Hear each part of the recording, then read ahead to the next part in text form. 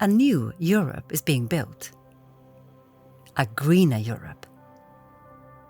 Climate change is the greatest challenge of our time. And raw materials are more important than ever before as the green transition starts below ground, in the mine. The new geopolitical situation in Europe has uncovered our dependency on raw materials. These are essential to sustain not only Europe's climate ambitions, but also our common safety and our freedom. Therefore, the European Commission has put forward the Critical Raw Materials Act. The regulation sets clear priorities for actions, as well as benchmarks for domestic capacities. It is very positive that the European Commission in the Critical Raw Materials Act are proposing national exploration programs. I believe that this is a necessity to make exploration companies globally aware of the mineral potential in the EU. EU is very unexplored today. Less than 3% of the exploration of non-ferrous ores are taking place in the EU. However, there's unfortunately also a lack of venture capital for funding exploration in the EU. To increase exploration in the EU, the Critical Raw Materials Act would need to be complemented by a financial instrument aimed at financing the early stages of exploration. At the end of the day, without exploration, there will be no new mines. With strict environmental standards, a low carbon footprint, and world-class innovation, the European exploration and mining industry can contribute to meeting Europe's need for sustainable raw material supply.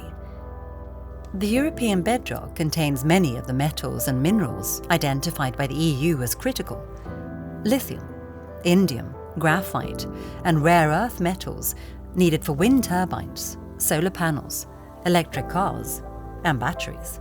The mining industry welcomed the fact that the European Commission has set benchmark for increased mining production in the EU. As most of the metals that we consume within the EU today comes from outside the Union, we need to diversify our sourcing by increasing our own mining production.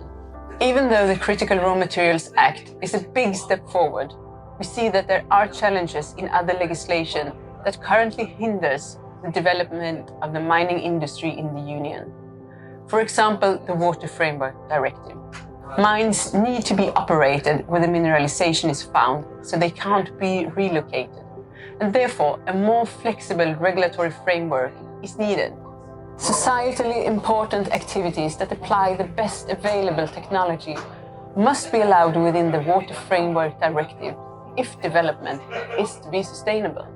Today, the Water Framework Directive only allows for exemptions for deterioration from high to good status, and operations with emissions are rarely available at such sites.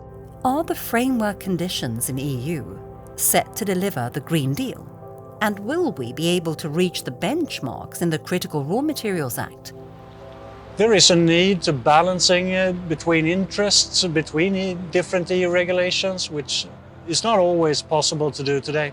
Natura 2000 and nature restoration in general needs to go hand in hand with the CRM Act in order to be more self-sufficient in Europe and to reach the goals set out in the CRM Act. Boliden is a front runner when it comes to sustainable mining, but we still need permits and reasonable framework conditions in order to be competitive in a global market.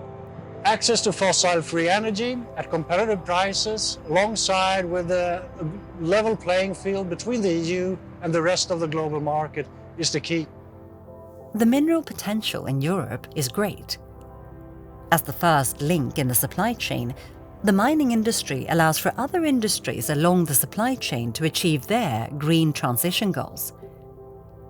Together, we can build a sustainable society from the ground up, from the bedrock to the battery and the electric vehicle.